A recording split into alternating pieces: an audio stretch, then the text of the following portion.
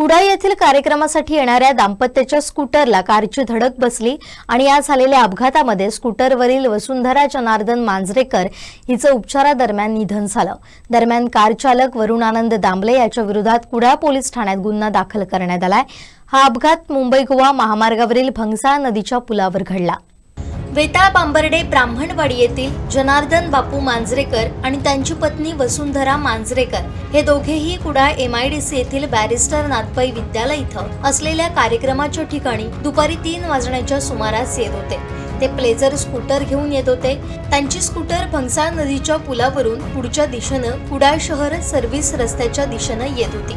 तेव्हा मुंबई ते गोवा या दिशेनं जाणाऱ्या अल्टो कारचे चालक वरुण आनंद दामले यांनी स्कूटरला ठोकर दिली। या धडकेत जनार्दन मांजरेकर आणि वसुंधरा मांजरेकर हे दाम्पत्य रस्त्यावर पडलं। त्यामध्ये दोघेही जखमी झाले। दरम्यान कार चालक वरुण दामले यांनी आपल्या कारमध्ये बसून त्यांना कुडाळ ग्रामीण रुग्णालय इथं उपचारासाठी दाखल केलं।